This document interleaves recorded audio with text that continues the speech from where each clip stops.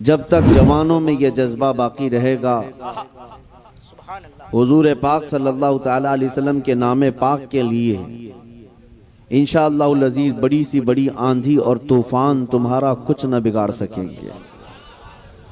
बस इसी बात पर रहो कि अपने बच्चों को जायदाद और प्रॉपर्टी ना दे सके तो कोई बात नहीं, लेकिन इश्क़ रसूल जरूर दे देना। सुभान अल्लाह, सुभान अल्लाह। विरासत में अपने बच्चे को मोहब्बत रसूल जरूर देकर जाना। कल को अगर तुम्हारा बच्चा फकीर भी रहा, दुनिया अगर उससे पूछे कि तेरे बाप ने क्या कमाया था और तेरे लिए क्या छोड़ा, तो तुम्हारा बच्चा शर्म से सर न झुकाए बल्कि सर उठाकर कहे मेरा बाप मुझे इश्क़ रसूल देकर गया है, मुझे मेरा बाप विरासत में मोहब्बत रसूल देकर गया है। इस बात पर बच्चों को फख्र करना भी सिखाओ, इसलिए कि हमारे पास फख्र करने वाली अगर कोई चीज है तो मेरे मुस्तफ़ा की जात है। अजीज़ान गिरामी वक़ार, नबी पाक सल्लल्लाहु ताला अलैहि वसल्लम की निस्बत पर अगर फख्र ना करें तो फिर किस पर फख्र करें। हमारे पास अब बची कौन सी चीज है? नबी करीम सल्लल्लाहु ताला अलैहि वसल्लम की मोहब्बत, उनके नाम पर मर मिटने का जज्बा, यही दुनिया को आज भी खल रहा है। दुनिया इसी बात से परेशान भी है कि इन लोगों के पास सब कुछ खत्म हो गया, सब कुछ लुट गया, ये बहुत पीछे आ गए। इनसे हमारे से तो हुकूमत छीनी गई, हमारे से हर जगह की हुकूमतें, इक्तिदार, तख्त सबसे छीना गया, हमसे छीना गया। हम 700 साल तक यहाँ पर बराजमान रहे, स्पेन में 700 साल तक रहे, दुनिया के 3 बड़े बर्रे आजम पर हमारी हुकूमत जारी रही, लेकिन उन सारे ममालिक से हुकूमत इस्लाम को ख़त्म करके इन कुफ़ार और मुशरिकीन यहूद और नसारा ने हमें टुकड़ों में बांट दिया, फ़िरक़ों में बांट दिया। लेकिन उसके बावजूद आज दुनिया का सबसे पहला टारगेट भी हम ही हैं, जिसको 100 साल से ये लोग मार रहे हैं। हमारी इस जमात को पिछले 100 साल से मारा जा रहा है। फिलिस्तीन को तोड़ तोड़ करके रख दिया गया, शाम, इराक, यमन सब बर्बाद कर दिया गया, अफगान के टुकड़े टुकड़े हो गए। 100 साल से सुपर पावर ताकतें हमारे पीछे लगी हुई हैं, छोटी से लेकर बड़ी तक ताकतें। अगर दुश्मन अपना किसी को समझती हैं वो सिर्फ दाढ़ी वाले को, वो चाहे अमेरिका में हो, यूरोप में हो, इंग्लैंड में हो कि अफ्रीका में हो, मुसलमान निशाने पर है, सब जगह निशाने पर है। कभी आपने सोचा कि जो बिखरी हुई कौम है, टूटी हुई कौम है, हमारे पास कोई ढंग की हुकूमत नहीं, लेकिन फिर क्यों हम निशाने पर हैं? दुनिया आज हमसे खौफजदा क्यों है, परेशान क्यों है? मेरे अजीजों, वही बात है जिसको इकबाल ने कहा था, कुछ बात तो है कि मिटती नहीं हस्ती हमारी। क्या बात है, क्या बात है। कुछ बात तो है कि मिटती नहीं हस्ती हमारी, सदियों रहा है दुश्मन दौरे जमा हमारा, तौहीद की अमानत सीनों में है हमारे, इश्क़ रसूल की अमानत सीनों में है हमारे, आसान नहीं मिटाना नामो निशा हमारा। यूनान और मिस्र और रोमा सब मिट गए जहां से, बाकी मगर है अब तक नामो निशा हमारा। अजीज़ान गिरामी वक़ार, कोई चीज तुम्हारे पास आज भी जो बाकी है, जिससे दुनिया खौफजदा है, परेशान है, वो चीज जो बाकी है तुम्हारे पास, वो अपने नबी की मोहब्बत बाकी है, इश्क़ रसूल की दौलत बाकी है। और इसी दौलत की हिफाजत करते रहना मेरे अजीजों। ये जलसे, ये जुलूस, ये उलमा का आना जाना, ये इसीलिए लगा रहता है कि तुम्हारी ये मोहब्बत रसूल की अमानत बाकी रहे, अमानत बाकी रहे। वरना चोरों के आने जाने शुरू हो गए, मक्कार और लुटेरों का तुम्हारे यहाँ आना जाना अगर शुरू हो गया तो इश्क़ रसूल की दौलत भी जा सकती है, जो आखिरी दौलत तुम्हारे पास बची है। इसलिए मैं आपको ये बताना चाहूंगा कि हम हुजूर पाक सल्लल्लाहु ताला अलैहि वसल्लम के नाम पर इतना क्यों मर मिटते हैं? क्यों? इसलिए कि कुरान ने कहा है कि वो रसूल हमसे जान से ज्यादा करीब है। बेशक, सुभान अल्लाह। हमसे जान से ज्यादा करीब है। अगर हम आज रब्बे जुल जलाल की इबादत के लिए फजर की अजान में उठ जाते हैं तो ये सदका है रसूलुल्लाह का। बेशक सुभान अल्लाह। आज अगर हमारे चेहरों पर रौनक है तो ये सदका है रसूलुल्लाह का। हम मुसलमान हैं तो किसकी बदौलत है? रसूल पाक सल्लल्लाहु अलैहि वसल्लम की बदौलत। इसीलिए सबसे पहले मैंने आला हजरत का ये शेर पढ़ा, वो जो न थे तो याद है आपको, वो जो न थे तो और वो जो न हो तो। अगर रसूल पाक नहीं तो फिर कुछ नहीं, ना हमारे वजूद में कुछ है ना हमारे नाम में कुछ है। हमें जो कुछ भी मिला है वो मेरे मुस्तफा के कदमों से मिला है। बरेली के इमाम आला हजरत फाजिल बरेलवी रज़ियल्लाहु तआला अन्हु यूं अर्ज करते हैं बारगाह रसूल में, या रसूल अल्लाह, खल्क के हाकिम हो तुम, रिस्क के कासिम हो तुम। खल्क के हाकिम हो तुम, रिस्क के कासिम हो तुम। जो मिला तुमसे मिला तुम पे करोड़ों। सुभान अल्लाह। नारे तकबीर, नारे रिसालत, इश्क मोहब्बत, इश्क मोहब्बत। बरसों इबादत करके जो बंदा, हजारों साल इबादत करके, ये सब चीजें पूरा होने तक ना है बस। हाँ, यहाँ ये लेना बैंक नहीं है। बहरहाल मैं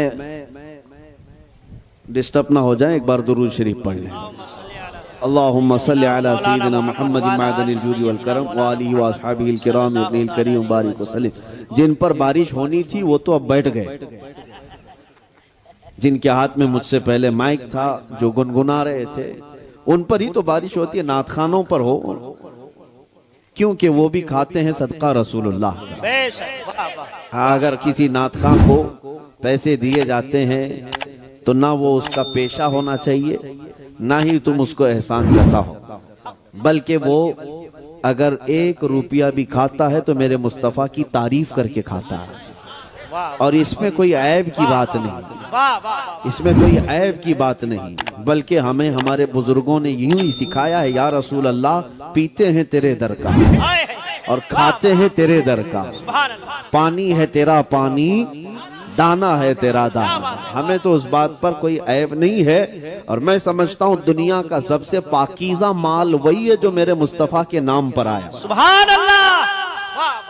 मैं अर्ज ये कर रहा था, रसूल करीम सल्लल्लाहु तआला अलैहि वसल्लम की जाते बाबरकत से मिला है जो कुछ भी मिला, और आज भी आप इस बात को महसूस कर लेना, हजारों साल इबादत करके बंदा वहां नहीं पहुंच सकता जो मेरे मुस्तफा की एक नजर से पहुंचता है। एक अरब ने आदमी का बोल बाला कर दिया, खाक के जर्रों को हमदोशे सुरैया कर दिया। खुद न थे जो राह पर औरों के हादी बन गए, क्या नजर थी जिसने मुर्दों को मसीहा कर दिया। नबी पाक सल्लल्लाहु तआला अलैहि वसल्लम के दरबार की बात निस्बत अगर मुख्तसर भी मिल जाए, वो दुनिया का सबसे अजीम सितारा बन जाता है।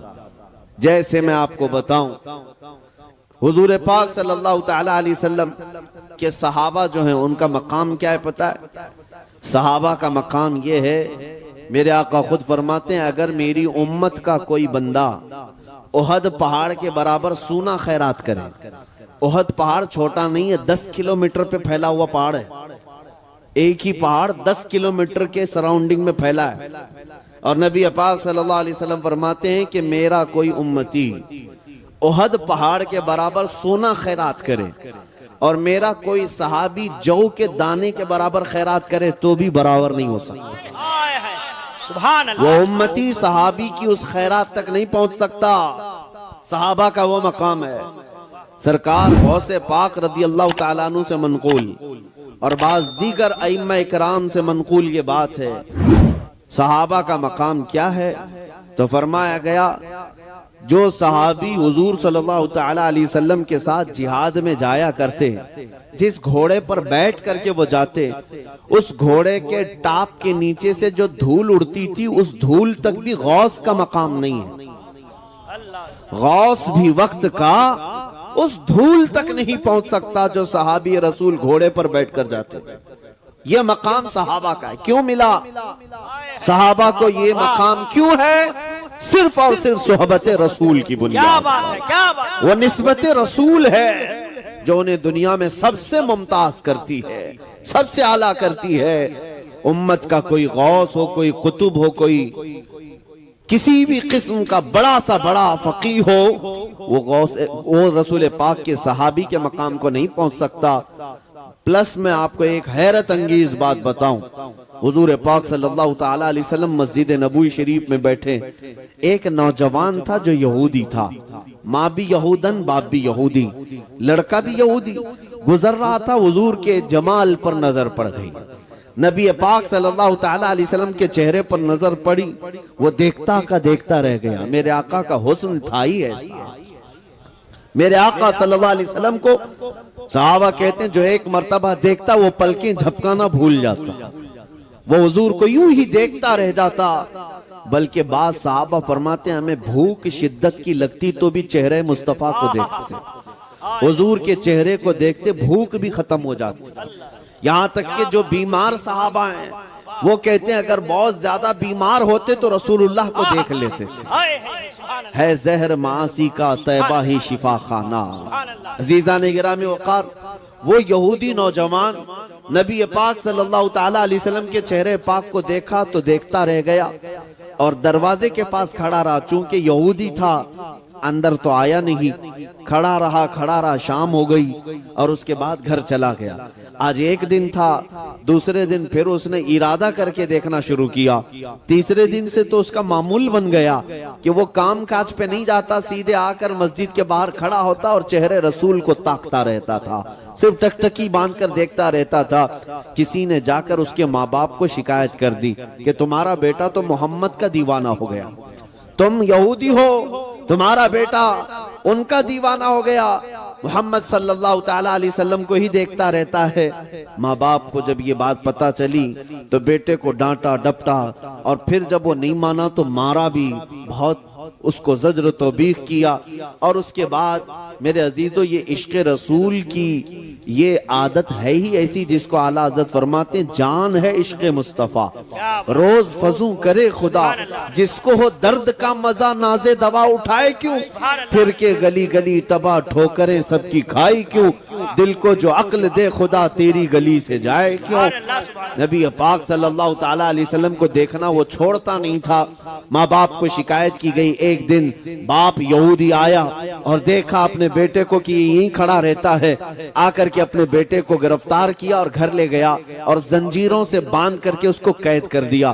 कहा आज के बाद ना तू घर से बाहर निकलेगा, ना मोहम्मद को देखेगा, ना मस्जिद के बाहर जाएगा, ना कहीं उनकी जियारत करेगा। और उसको जो ये सजा मिली ये सख्त तरीन सजा होती है। एक आशिक रसूल के लिए सबसे बड़ी सजा उसके रसूल से दूर कर देना, नबी पाक सल्लल्लाहु ताला अलैहि वसल्लम से दूर करना।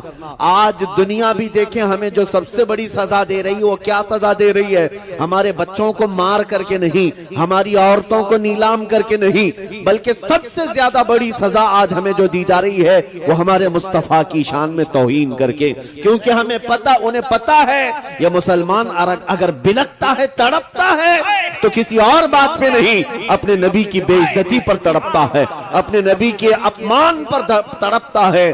दुनिया आज भी जानती है, इसीलिए मेरे नबी पाक को निशाना बना करके ये गुस्ताखियां करती है और हमें बार बार कलेजा जलाया जाता है। एक आशिक रसूल को दुनिया इसी तरह तड़पाती है। उस यहूदी नौजवान को इस्लाम लाया हुआ नहीं है, ईमान लाया हुआ नहीं है, लेकिन दिल से मेरे मुस्तफा पर फिदा था। माँ बाप कैद करके रखे हैं, जंजीरों में बांध कर रखे हैं, लेकिन हुआ क्या, चंद दिनों की कैद के बाद वो नौजवान बीमार पड़ गया। ऐसा बीमार कि अब उठने फिरने की ताकत नहीं थी। अब माँ बाप ने जंजीरें खोल दी, इलाज शुरू कर दिया। जब बड़े बड़े हकीम आए, इलाज से आजिज आ गए, सब थक गए और कहा इसकी बीमारी न पकड़ में आती है, न इलाज सही हो पाता है। यहां तक वक्त आ गया कि बड़ा हकीम आया और उसने नब्ज पकड़ करके कहा, ऐ लोगों, तुम्हारा बेटा चंद दिनों का नहीं बल्कि चंद लम्हों का मेहमान रह गया। ये अब दुनिया से जाने वाला है, इसका कोई इलाज नहीं, ये मौत की वादी में जा रहा है। अकलौता बेटा था, माँ बाप का कलेजा दहल गया कि हमने अपने बेटे के साथ क्या कर दिया, हमने अपने हाथों अपने बेटे को मार दिया।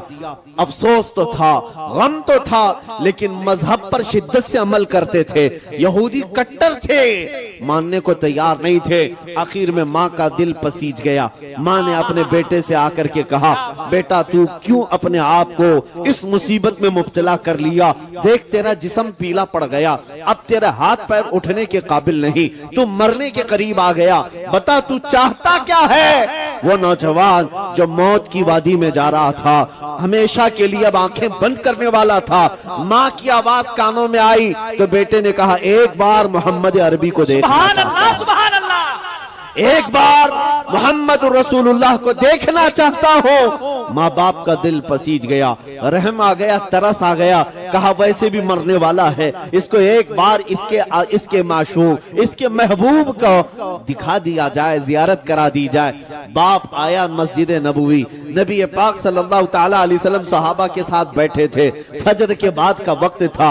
आकर के दरवाजे से उसने पुकारा, हुजूर तशरीफ लाए। कहा मेरा बेटा आपका दीवाना है, आपकी मोहब्बत में ऐसा वारफ्ता है कि हमने उसे कैद में रखा लेकिन वो न माना, उसे हमने मार तोड़ किया, वो न माना।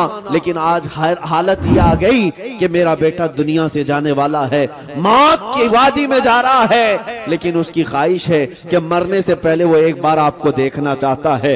अगर आप बुरा ना समझे तो मेरे घर तशरीफ लाएं, मेरे बेटे को एक बार अपना जलवा दिखा दीजिए। अपने बेटे के लिए वो इल्तिजाएं करता रहा। नबी मुकर्रम सल्लल्लाहु ताला अलैहि वसल्लम सहाबा से कहते चलो हमारे उस आशिक को देखने के लिए उसके घर चलते हैं। नबी पाक सल्लल्लाहु ताला अलैहि वसल्लम चल कर के आए। यहूदी का घर है, माँ भी यहूदन, बाप भी यहूदी, बेटा बिस्तर पर पड़ा हुआ है, मौत करीब है। जैसे ही नबी पाक घर में दाखिल हुए, खुशबुओं से घर महक गया। बिस्तर पर उसे अंदाजा होने लग गया कि जाने जाना तशरीफ ला रहे हैं, रूह कायनात तशरीफ ला रहे हैं। उसने ताकत और कुव्वत को जमा किया, आंखें उठाकर देखा, सामने आफताबे रिसालत है, सामने महताबे रिसालत है।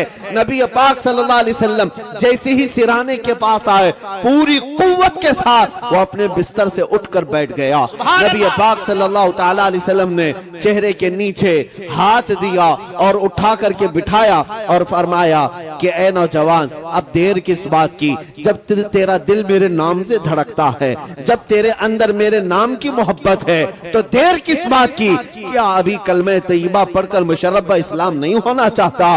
उस नौजवान ने कहा, आका देर किसी बात की नहीं, बस बात इतनी थी कि आप सामने हो और मेरे लब खुलते चले जाएं। उसने कलमे तैयबा पढ़ा, नबी पाक सल्लल्लाहु ताला अलैहि वसल्लम पर ईमान लाया, और अभी ईमान लाया था, कलमे तैयबा का विर्द हो रहा था, और इधर से जान निकलती जा रही थी, रूह निकलती जा रही थी। नबी पाक सल्लल्लाहु ताला अलैहि वसल्लम को देखते देखते रूह को अल्लाह के हवाले कर दिया, बिस्तर पर लेट गया। लेकिन आपको मैं बताऊं, नबी पाक सल्लल्लाहु ताला अलैहि वसल्लम को वो आखिरी मर्तबा देखने वाला नौजवान कितनी देर के लिए ईमान लाया था? चंद मिनटों के लिए ईमान लाया, चंद मिनटों के लिए ईमान लाया। लेकिन जानते हो, वो चंद लम्हों के लिए लाया हुआ ईमान उस नौजवान को सहाबी रसूल के मकाम पर पहुंचा। वो सहाबी रसूल के मकाम पर पहुंच गया, और उस मकाम पर पहुंचा। देखो, जिंदगी में एक नमाज पढ़ने का वक्त भी नहीं आया, ज़कात देने का वक्त भी नहीं आया, रोजा रखने का वक्त भी नहीं आया। इधर ईमान लाया, उधर वफात हो गई, लेकिन मकाम कौन सा पाया? वो मकाम पाया जहां दुनिया का कोई गौस भी उसके कदम तक नहीं पहुंच सकता। नारे तकबीर, नारे रिसालत, अज़मते सहाबा, अज़मते सहाबा, मसलके आला हज़रत, बस्ती बस्ती, करिया करिया। इसीलिए आला हज़रत ने फरमाया, या रसूल अल्लाह, जो मिला तुमसे मिला, जो मिला तुमसे मिला, तुम पे करोड़ों दुरूद। जिन सहाबा को मकामात उलिया मिले वो किसकी वजह से? रसूलुल्लाह की वजह से, मेरे मुस्तफा की बदौलत। और अगर आज कोई ये कहता है कि मुल्के शाम फतह हुआ, इराक फतह हुआ, यमन फतह हुआ, मिस्र फतह हुआ, ये बड़े बड़े ममालिक सहाबा इकराम की मेहनतों से तो फतह हुए, लेकिन कभी भी सहाबा ने नहीं कहा कि हमने अपनी ताकत की जौलानियों से जमीनों को कब्जा किया है, बल्कि हर सहाबी का नारा यही था, जो मिला रसूलुल्लाह से मिला। हम आज जिस मकाम पर हैं वो मेरे मुस्तफा की बदौलत है। इसीलिए नौजवानों, फख्र करना सीखो। किस बात पर फख्र करोगे? इस बात पर फख्र करो कि मैं रसूलुल्लाह का अदना गुलाम हूं, मेरी निस्बत मेरे मुस्तफा से है। दुनिया को दिखाने के लिए तुम दाढ़ियां छिलवा देते हो, दुनिया को दिखाने के लिए तुम टोपियां छुपा देते हो, ये सोचते हो कि दुनिया पता नहीं हमें आतंकवादी ना कह दे, दुनिया हमें टेररिस्ट ना कह दे, दहशतगर्द ना कहे, इसलिए हम सेकुलर बन करके जिएंगे। अब तो लोग ऐसे नाम भी रखने लग गए कि पहचान में ना आए कि मुसलमान है कि कौन है। लोग इस तरह जीने की आदत डालते हैं। मैं कहता हूं, ए बुज़दिलो, कब तक इस तरह छुप छुप करके जियोगे? जीना है तो मेरे मुस्तफा के नाम पर खुल करके जियो। शहीद टीपू सुल्तान शेर मैसूर ये फरमाया करते थे कि शेर की एक दिन की जिंदगी गीदड़ की 100 साल जिंदगी से बेहतर है। 100 साल गीदड़ बन करके रहने से बेहतर है एक दिन शेर की जिंदगी गुजार कर जाओ। जीना है तो मेरे मुस्तफा की निशानियों के साथ जियो, हुजूर के अखलाक के साथ जियो। तुम्हें किस बात की शर्म है, किस बात का ऐब है? तुम ये समझते हो कि रोजी नहीं मिलेगी, नौकरी नहीं मिलेगी, लोग ताना देंगे, मुल्ला मौलवी कहेंगे, तो फिर नबी का नाम क्यों लेते हो? मोहब्बत का नारा लगाते क्यों? उस रसूल से अगर सच्ची मोहब्बत है तो उनके अखलाक और आदत से भी मोहब्बत करो, उनके किरदार से भी मोहब्बत करो। ऐसा नहीं है कि सिर्फ जुबान से नारा लगाते रहें और उनका कोई अमल तुम्हें पसंद ना हो। मैं आपको बताऊं, आपने नाम सुना है सैफुल्लाहिल मसलूल खालिद बिन वलीद रदियल्लाहु ताला। कौन है? रसूल पाक के वो सहाबी जिनको खुद रसूलुल्लाह ने फरमाया ये अल्लाह की लटकती हुई तलवार है। कौन? सैफुल्लाह खालिद बिन वलीद। आपको मैं बताऊं, उन्होंने अपनी जिंदगी में 125 जंगें लड़ी। कितनी? 125 जंगों में शिरकत किए। मेरे अजीजों, जंग है कोई फुटबॉल क्रिकेट का मैदान नहीं है कि सुबह गए शाम में आ गए। जंग का मैदान जान हथेली पर लेकर जाना होता है। और खालिद बिन वलीद खुद फरमाते, मेरे पूरे जिस्म में एक बालिश्त जगह भी बाकी नहीं जहां तीर और नेजे का निशान ना हो। हर जगह जख्म है, हर जगह जख्म है। और वो जो तलवार उठाते थे एक हाथ में 35 किलो की होती थी, और जो ढाल पकड़ते थे तीरों को बचाने के लिए वो 40 किलो का होता था। वो असल जवान है रसूलुल्लाह का, वो जवान है, बहादुर है। मेरे अजीजों, 125 जंगों में शिरकत किया, लेकिन रिकॉर्ड है ये है कि एक भी जंग में कभी आपको शिकस्त नहीं हुई। क्या बात है, सुभान अल्लाह। एक भी जंग में कभी हारे नहीं खालिद बिन वलीद। जिस जंग में गए फतह का झंडा लहरा कर आए। और एक बड़ी ताज्जुब की बात बताऊं, खालिद बिन वलीद रदियल्लाहु ताला अन्हु जिस इलाके को फतह किए थे अपने जमाने में, 14 सदियां गुजर गई, आज तक वो इलाका इस्लाम के तहत ही है। सुभान अल्लाह। आज तक मुसलमानों के ज़ेरे नगी। खालिद बिन वलीद ने जिस इलाके को फतह किया वो अब तक गैरों के हाथ में नहीं जा सका, नहीं गया। इतनी फजीलत सुनो, उस खालिद बिन वलीद की बात कर रहा हूं। वो फख्र किस बात पर करते थे? अपनी बॉडी पर, अपनी ताकत पर, हाँ, अपनी जौलानियत पर, अपने तलवार के फन पर। किस पर फख्र करते थे? नहीं, उनको इन बातों पर फख्र नहीं था, बल्कि वो खुद कहते हैं जंगे मौता में एक जंग ऐसी कि जिसमें 9 तलवारें उनके हाथ से टूटी। एक तलवार टूटती, दूसरी उठाती, दूसरी के बाद तीसरी, तीसरी के बाद चौथी, 9 तलवारें टूटी, मैदान छोड़कर कभी भागे नहीं। वो लड़ते रहे। हजरत खालिद बिन वलीद फरमाते मैं शहादत के शौक में जाता था, लेकिन कभी मौत मैदान जंग में नहीं आई। एक जंग के मैदान में ऐसा हुआ कि बड़े बड़े पहलवान सामने तलवार लहराते आ गए आपकी गर्दन के पास। 4 बड़े बड़े पहलवान आए, आप लड़ ही रहे थे कि अचानक आपका अमामा गिर गया, सर से अमामा गिर गया। अब होना क्या चाहिए? जंग के तरीकों में यही है कि पहले दुश्मन का मुकाबला करो, बाद में अपनी चीजें उठाओ। लेकिन खालिद बिन वलीद ने सामने खड़े हुए किसी काफिर की परवाह न की, अमामा उठाने के लिए चल पड़े। बड़े बड़े पहलवान सामने तलवार लेकर खड़े हैं, आप उनकी तरफ नहीं देख रहे थे, अमामा शरीफ उठाना है। अपनी टोपी अमामा उठाने के लिए भागे और जल्दी से जाकर भागकर उठा लिए। इतनी देर में तो वो गर्दन अलग कर सकते थे, लेकिन सब हैरत में रह गए। सबों ने तलवार नीचे कर ली। ये हरकत एक आम फौजी भी नहीं करता, एक आम सिपाही भी नहीं करता। खालिद बिन वलीद तो सिपह सालार है, ऐसी हरकत कैसे कर सकते हैं? तो उन काफिरों ने पूछा खालिद बिन वलीद से, ये क्या हरकत तुमने किया? एक छोटा फौजी भी नहीं करता ऐसी हरकत।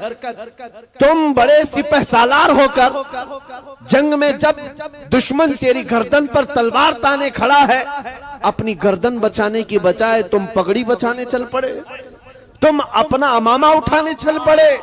खालिद बिन वलीद ने जो जवाब दिया मेरे अजीजों, यही सहाबा का मसलक था। उन्होंने कहा है जालिमों, तुम क्या समझते हो खालिद बिन वलीद अपने ताकत के बलबूते फतह हासिल करता है, अपनी जवानी के बलबूते जंगों को जीतता है? नहीं। सुनो, बात दरअसल ये है कि ये अमामा सिर्फ अमामा नहीं, इसके अंदर मेरे मुस्तफा के 3 मुँह मुबारक रखे हैं। इसके अंदर रसूलुल्लाह के 3 बाल मुबारक हैं। और मेरा यकीन यही है, मैं अपनी ताकत के बलबूते नहीं जीतता, बल्कि जिस जंग में भी मुझे फतह मिलती है वो रसूलुल्लाह के मुँह मुबारक की बदौलत। निस्बत पर उन्हें नाज था, उन्हें फख्र इसी बात पर था। इसी को आला हजरत ने क्या फरमाया, या रसूल अल्लाह, जो मिला तुमसे मिला, तुम पे करोड़ों दुरूद। खल्क के हाकिम हो तुम, रिज्क के कासिम हो तुम, जो मिला तुमसे मिला, तुम पे करोड़ों दुरूद। इसीलिए मैंने आज देखा है, इज्जत उसी की है जो रसूलुल्लाह का दीवाना है, जो मेरे मुस्तफा का परवाना है, उसे दुनिया नहीं भूलती। आज देखे बंगाल की इस वादी में मैं बैठा हूँ, यहाँ पर शायद मैं पहली मर्तबा आया, लेकिन आते साथ 100 साल पहले गुजरे हुए बुजुर्ग जिनका नारा कसरत से लगता है वो कोई और नहीं, वो इमाम इश्क व मोहब्बत आला हजरत की जात है। आज हर बच्चा, हर जवान इश्क मोहब्बत आला हजरत क्यों पुकारता है, क्यों नारे लगाता है? इसलिए नहीं कि वो बहुत बड़े नेता थे, इसलिए नहीं कि वो बड़े जमींदार थे, इसलिए नहीं कि उन्होंने लोगों में पैसा बहुत बांटा है, इसलिए हर बच्चे की जुबान पर आला हजरत का नारा है कि उस आला हजरत ने अपनी जिंदगी मेरे मुस्तफा के नाम पर वक्फ की थी। और उन्होंने दुनिया को ये सिखाया था, कि जीना हो तो है लोगों ऐसे जियो तो हुजूर को पुकार कर यूं कहो, या रसूल अल्लाह चमक तुझसे पाते हैं सब पाने वाले, मेरा दिल भी चमका दे चमकाने वाले, मेरा दिल भी चमका दे चमकाने वाले। उस आला हजरत ने जो इश्क रसूल का दर्स दिया, इसलिए मौला करीम ने आज ना उनका नाम मिटने दिया है, ना उनका कलाम मिटने दिया। बेशक बेशक। हाँ, वो बुजुर्ग आज हमारे मजमों में जिंदा है। आज मुजाहिदे मिल्लत को कसरत से याद किया जाता है। क्या कहने बंगाल की खाड़ियां, उड़ीसा की वादियां मुजाहिदे मिल्लत के कदम कदम को याद करती हैं। क्यों? क्या उस मुजाहिदे मिल्लत ने बहुत बड़ा महल बना लिया था? क्या उस मुजाहिदे मिल्लत ने कोई बहुत बड़ी हुकूमत बना ली थी? उस मुजाहिदे मिल्लत ने अपनी जिंदगी में अगर कुछ किया है तो इन भोले भाले सुन्नियों के दिलों को इश्क रसूल से गरमाया, मोहब्बत मुस्तफा में जीना सिखाया है, तड़पना सिखाया है, बल्कि बंगाल और उड़ीसा की खाड़ियों और वादियों में बसने वाला हर मुसलमान इस बात को याद रखे, तुम मुजाहिदे मिल्लत के पड़ोसी हो।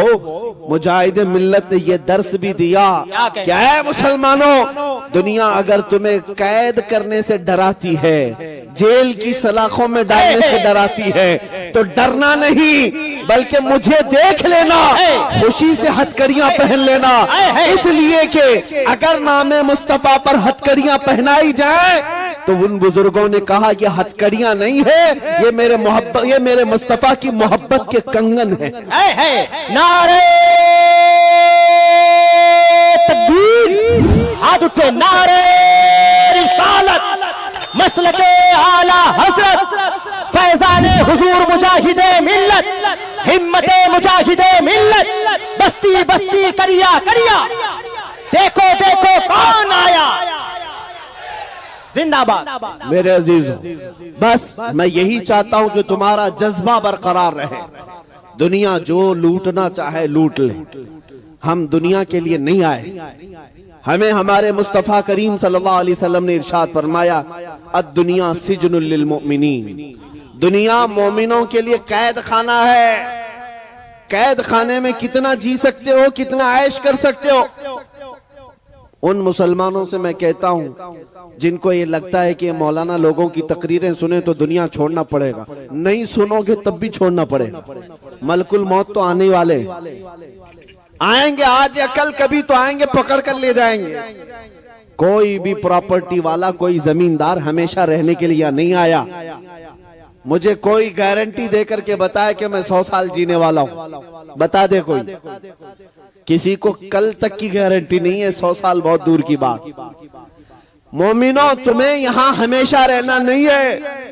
अगर दुनिया लूटती है तुम्हारा सामान तो लूट ले, कुछ फर्क नहीं पड़ता। जहां हमेशा के लिए जाना है वहां बादशाहत तो मेरे मुस्तफा की, अर्श हक है मसनद रिफात रसूलुल्लाह की, और देखनी है हश्र में इज्जत रसूलुल्लाह की। और आला हजरत ने हमें यही सिखाया है, हम रसूलुल्लाह के, जन्नत रसूलुल्लाह की। कयामत के दिन जिसके तुम नाम लेवा हो उसकी हुकूमत तो है, जहां सब तुम्हें ललकार देंगे।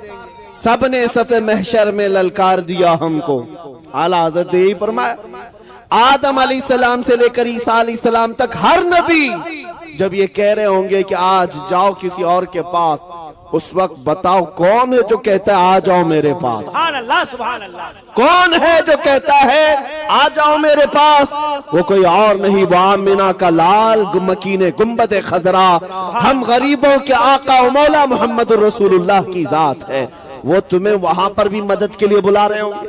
आओ सुनो, मेरे आका सल्लल्लाहु अलैहि वसल्लम फरमाते हैं कि क़यामत के दिन सहाबा ने पूछा आपका क्या हाल होगा, आप किस कैफियत में होंगे? तुम झूम जाओगे दीवानी। हुजूर फरमाते जैसे अजीज बच्चे को माँ यहाँ पर ढूंढती है, किसी माँ का अकलौता बेटा खो जाए तो माँ कैसे ढूंढती है, इधर उधर हर एक से पूछती रहती है, बेटे को देखा है, मेरे बेटे को देखा है। फरमाया गया हुजूर पाक की कैफियत क़यामत के दिन यही होगी, हुजूर अपने उम्मतियों को माँ से ज्यादा ढूंढ रहे हो। क्या बात है, सुभान अल्लाह, सुभान। माँ जब अकलौते को छोड़ देगी वहां पर, लेकिन मेरे मुस्तफा अपने उम्मतियों को नहीं छोड़ेंगे। खुद फरमाते मेरे आका क़यामत के दिन तुम मुझे देखोगे इस हाल में कि मेरे एक कंधे पर चादर होगी। हुजूर फरमाते मेरे एक कंधे पर चादर होगी, कभी वो खसक खसक कर गिर रही होगी, मैं एक हाथ से अपनी चादर संभाल रहा हूँ और एक हाथ से अपने उम्मतियों को पकड़ पकड़ कर जन्नत में ले जा रहा हूँ। जो नबी सल्लल्लाहु ताला अलैहि वसल्लम क़यामत के दिन एक एक हाथ से पकड़ पकड़ कर कभी हौज़े कौसर पर ले जा रहे हैं, कभी मीज़ान अमल के पास आकर खड़े होकर के हमारे आमाल को भारी कर रहे हैं, कभी जन्नत की तरफ ले जाने के लिए मदद कर रहे हैं। तो मुझे बताओ उस रसूल के गुण ना गाएं तो फिर किसके गुण गाएं? उस रसूल के लिए ना जिए तो फिर किसके लिए जिए? दुनिया में तुम जिसकी जय विजय करते घूमते हो, ये पार्टियां आज हैं कल चली जाएंगी। इनका हाल ये है कि हमने देखा है जो नेता बेचारे पार्टियों में 40-40 साल उनकी जूतियां उठा उठा कर घूमते थे, अब बूढ़े हो गए तो पार्टियों ने उन्हें भी साइड लगा दिया, कहा अब तुम्हारी जरूरत नहीं, अब तुम्हारी जरूरत नहीं है। यही हाल होगा। ये दुनिया ऐसी लैला है जो रोज शोहर बदलती है, ये दुनिया ऐसी लैला है जो रोज मजनू बदलती है। और ये पागल हैं जो इज्जत इनकी जूतियों में ढूंढते हैं। बूढ़े हो गए तो तुम्हें पार्टी से भी निकाल दिया, बूढ़े हो गए तो तुम्हें साइड लगा दिया, क्या अब तुम्हारा काम नहीं है, बैठो किनारे देखो हम हुकूमत करेंगे। लेकिन हमने देखा है जिसने मेरे मुस्तफा के कदमों में अपनी जिंदगी निछावर की, हुजूर के दामन से जो वाबस्ता हुआ, वो जिंदगी में जितना बूढ़ा होता है उतनी इज्जत बढ़ती है, जितना बूढ़ा हो जाए इज्जत बढ़ती जाती है। मुझे बताओ ऐ नौजवानों, क्या उम्र के 75वें साल में जब ताजुशरिया की उम्र पहुंची तो क्या उनको किसी ने साइड बैठने का हुक्म दिया? बल्कि हर दिन ऐसा था कि उन पर टूट पड़ने वाले परवानों की कसरत होती ही जाती थी। क्यों? ये दामने मुस्तफा से जो वाबस्ता होता है उसकी इज्जत में कमी कभी नहीं आती, कभी कभी नहीं आती, बढ़ती ही जाती है, बढ़ती ही जाती है। और इसमें कम का कोई तस्वुर नहीं। कम वहां है जहां दुनिया की जूतियां उठाओगे, इसको उसको राजी करने की कोशिश करते रहो। और देखा आपने, अल्हम्दुलिल्लाह, मैं मुसलसल पिछले 1.5 साल से कंटिन्यू हिंदुस्तान के हर इलाके में जा रहा हूं, हर सूबे में, कितने शहरों में गया, नौजवानों का और लोगों का पुरतफाक इस्तेकबाल, हर जगह नारे और फूलों से निछावर। किस बात की मुझे इज्जत दी जा रही? क्यों मुझे लोग इस कदर आंखों पे बिठाए हुए? क्यों मुझे मिंबर पर बुलाया जाता है, दावत दी जाती? मैं ये जानता हूं तुम्हारी ये इज्जत, तुम्हारी ये मोहब्बत, तुम्हारा ये फूल बरसाना, आंखों पर बिठाना, इसलिए नहीं कि मैं भी किसी पार्टी का नेता हूं, नहीं, तुम जो कुछ भी इज्जत देते हो वो सिर्फ इतनी बात है, जब तक बिके न थे तो कोई पूछता न था, जब तक बिके न थे तो कोई पूछता न था। या रसूल अल्लाह, तुमने खरीद कर हमें अनमोल कर दिया। ये नाज, ये अंदाज हमारे नहीं होते, झोली में अगर टुकड़े तुम्हारे नहीं होते, जब तक के मदीने से इशारे नहीं होते, रोशन मेरी किस्मत के सितारे नहीं होते। बेदाम ही बिक जाइए बाजारे नबी में, इस शान के सौदे में खसारे नहीं होते।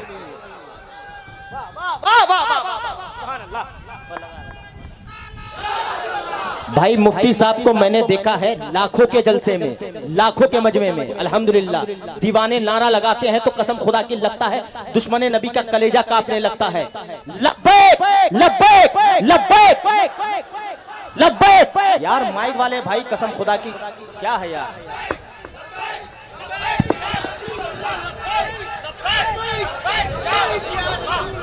बहुत बेहतर मेरे अजीजों, ये जो है सिर्फ नारा ही नहीं है बल्कि ये तो एक वजीफा भी है। लब्बैक या रसूल अल्लाह, ये सिर्फ नारा नहीं है, मेरे मुस्तफा की पुकार है और दुरूद भी। नबी पाक सल्लल्लाहु तआला अलैहि वसल्लम को पुकारना ये सिर्फ और सिर्फ नारा नहीं है, ये इबादत है, ये इबादत है। और दुश्मनों का कलेजा फटता है आज तो इसी नारे की बदौलत, उन्हें पता है। और मैं ये चैलेंज के साथ कहता हूं, जितना इस नारे को दबाने की कोशिश करते रहेंगे जालिम भेड़िया, मैं यकीन के साथ कहता हूं कि अब ये नारा क़यामत तक रुकने वाला नहीं है, नहीं रुकने वाला है। क्यों?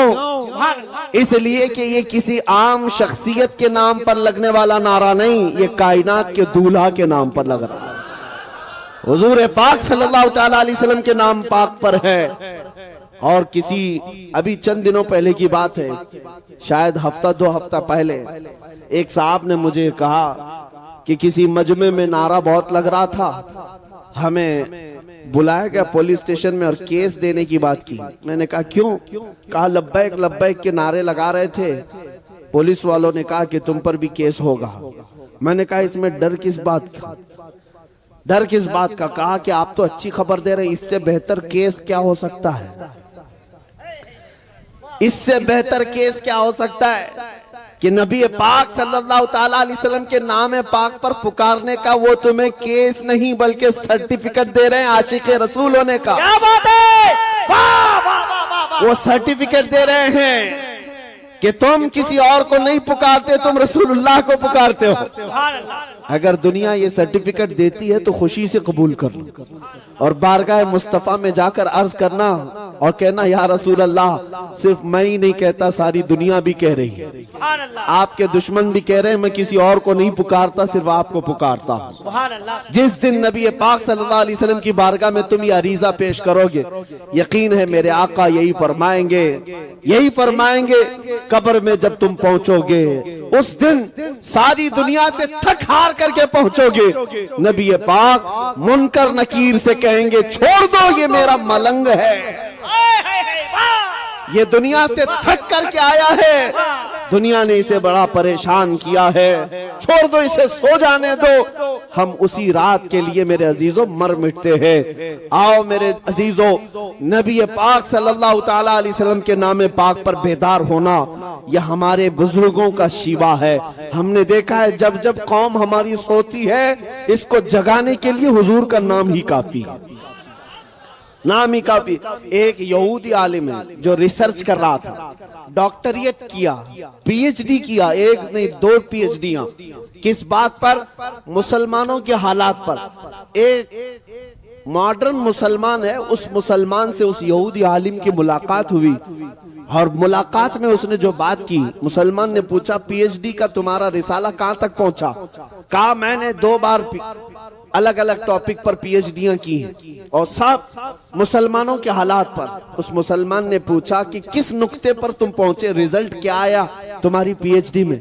वो यहूदी आलिम कहता है, मैंने देखा कि मुसलमान कई मर्तबा तबाह हुए, बर्बाद हुए, टुकड़े हुए, इनको बच्चों को मारा गया, इनको घरों से निकाला गया, इनको जलाया गया, इनकी खोपड़ियों से मीनार बनाए गए, इनकी औरतों को दफन किया गया, बहुत कुछ इनके साथ किया गया, लेकिन फिर भी ये जमा होते हैं, फिर भी जमा होते हैं। ना इनकी अजानों में फर्क आया, ना इनकी नमाजों में फर्क आया, ना इनके चेहरों पर फर्क आया, फिर वही तरोताजी आ जाती है। ये कैसी डाल है, ये कैसा दरख्त है कि इसकी हर शाख को तोड़ा जाए फिर भी हरियाली बाकी रहती है, फिर भी हरियाली बाकी रहती है। ये कैसा दरख्त है? तो इस मुसलमान ने पूछा कि तुम्हें क्या लगता है वजह क्या होगी, तुम बताओ। उस यहूदी आलिम से पूछा कि वजह क्या होगी कि बार बार हरियाली फिर आती है, इसकी शाखों को तोड़ने के बाद भी फिर हरियाली आती है। वो यहूदी कहता है, बुरा ना मानो, मेरा रिसर्च ये कहता है ये 1000 टुकड़ों में बट जाएं, लेकिन जब नाम मोहम्मद की बात आती है फिर ये इकट्ठा हो जाते हैं। ये गुंबदे खजरा का नाम आता है फिर जमा हो जाते हैं। और मैंने देखा है मेरे अजीजों, प्रैक्टिकली देखा है, जब वो पाखंडी कुत्ता मेरे नबी की शान में भौंक रहा था और गुस्ताखियां कर रहा था, हमारा दिल जल रहा था। हमने बड़ी दूर से आवाज लगाई थी और यकीनन हर मुसलमान के दिल की आवाज थी। हम अपनी जान मेरे मुस्तफा के नाम पर फिदा करने को तैयार हैं। आग में कूदना कोई आम बात नहीं, और मैं समझता हूँ नबी पाक सल्लल्लाहु अलैहि वसल्लम के नाम के लिए कूदना कोई बड़ी बात भी नहीं, बड़ी बात भी नहीं हुजूर के नाम पर। और ना ही हम अपनी कोई करामत और ना ही कोई अपने करिश्मे दिखाना चाहते हैं, बल्कि हम तो ये चाहते हैं मरना है तो मर जाएं उस नाम पाक पर, कोई बात नहीं, मरना है तो मर जाएंगे। लेकिन आपको ये बात मैं बता रहा हूं कि जब उन जालिमों को ललकारा गया, उन कुफार और मुशरिकीन को ललकारा गया, तो आपने महसूस किया कि पूरे हिंदुस्तान भर के मुसलमानों में जो बेदारी आई, हर तरह का नौजवान खड़ा हो गया। किसके नाम पर खड़ा हुआ? मेरे नाम पर नहीं, वो आमिना के लाल के नाम। हिंदुस्तान के चप्पे चप्पे से, कोने कोने से मुझे खत भी आए, मैसेजेस आए, टेलीफोन आए, पूरी दुनिया भर से। अब मैं आपको बताऊं तो हैरत होगी, हमारा जिनसे कोई फिक्री ताल्लुक ही नहीं। उन जमातों के भी बड़े बड़े सरदार, दूसरे मकतब फिक्र से ताल्लुक रखने वाले बड़े बड़े उलमा, वो सब जिनसे हमारा शदीद तरीन इख्तिलाफ है, उन लोगों ने भी कहा मौलाना आप बरेलवी हो, हमें पता है आप बरेलवी, हमें पता है हमारा आपसे बड़ा इख्तिलाफ है, लेकिन जिस नाम की इज्जत के लिए आप खड़े हैं, आप पीछे मुड़कर देखेंगे तो हमारी जमात भी खड़ी है। नारे तकबीर, नारे रिसालत, लब्बैक लब्बैक लब्बैक या रसूल अल्लाह, लब्बैक लब्बैक लब्बैक या रसूल अल्लाह। मेरे अजीजों, मैं ये बात इसलिए अर्ज कर रहा हूं कि मुझे पीछे मुड़कर देखने की जरूरत नहीं कि कौन खड़ा है कौन नहीं खड़ा है। उन्होंने कहा था पीछे मुड़कर देखें तो हम भी नजर आएंगे। हमें इस बात को ये जानना जरूरी नहीं कि कौन खड़ा है कौन नहीं, लेकिन मैं इसलिए यह बात अर्ज कर रहा हूं कि एक नाम पाक ऐसा है जो पूरी कायनात के मुसलमानों को जोड़ देता है। वो नाम पाक मकीने गुंबद खजरा मुस्तफा करीम का नाम है। इसीलिए कसरत से नारा भी उसी रसूल का लगाया करना। मैं अक्सर मिंबरों पर जाने के बाद यही कहता हूं, स्टेज पर मेरे नाम का नारा मत लगाओ, और जब नारा लगाए तो कसरत से मेरे मुस्तफा के नाम पर। तुम्हारे दिलों के अंदर जो दिल मुरझाया हुआ है वो इश्क रसूल से फिर जिला पाएगा, फिर जगमगाएगा। जो शमा टिमटिमा रही है उसमें और लौ बढ़ जाएगी। आओ, मैं आखिर में ये बात कहता हूं, डरो मत ऐ सुन्नी मुसलमानों। दुनिया से हमें कुछ लेकर जाना भी नहीं है। दुनिया छीन सकती है तो क्या छीनेगी, ज्यादा से ज्यादा हमारी जान, इससे ज्यादा क्या छीनेगी। और बरेली के इमाम ने हमें सिखाया है, करूं तेरे नाम पे जान फिदा, न बस एक जहां दो जहां फिदा, दो जहां से भी नहीं जी भरा, करूं क्या करोड़ों जहां नहीं।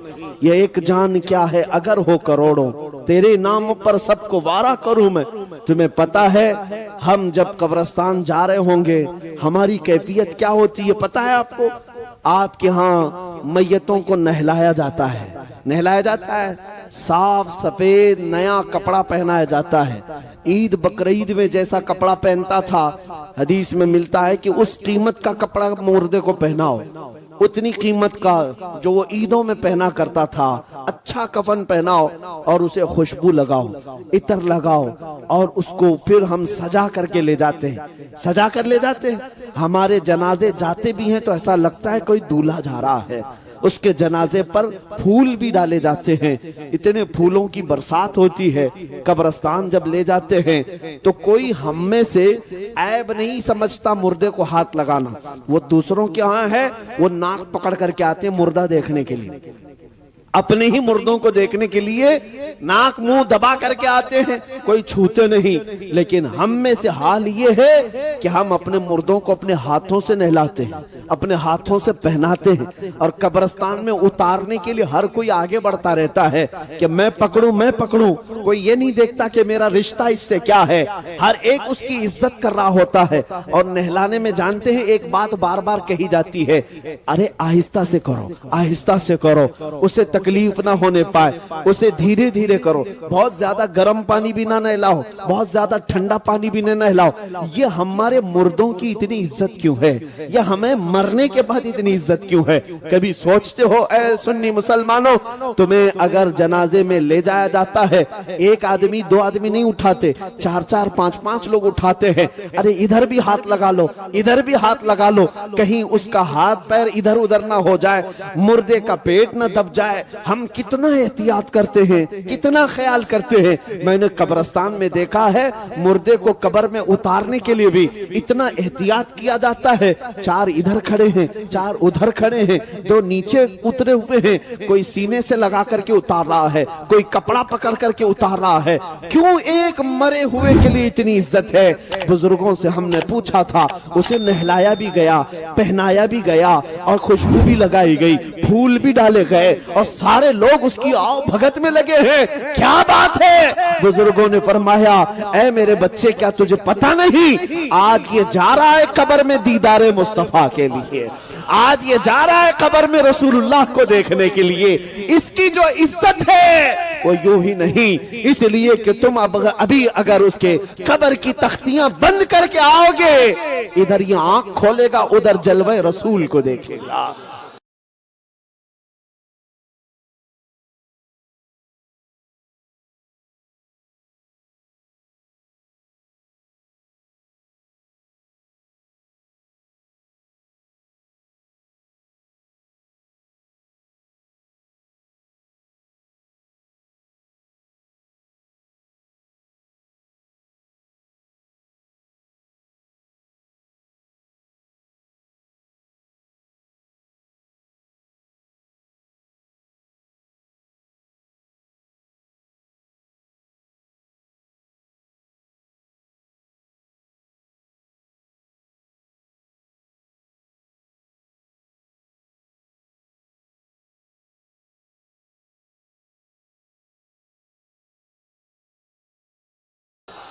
मेरे अजीजों, हमें मरने का भी डर नहीं, इसीलिए मैं ये सुना रहा हूं। मोमिन को मौत का खौफ ना हो। मोमिन मरता है, उसे यकीन है कि मेरे मुस्तफा के कदमों में जाऊं।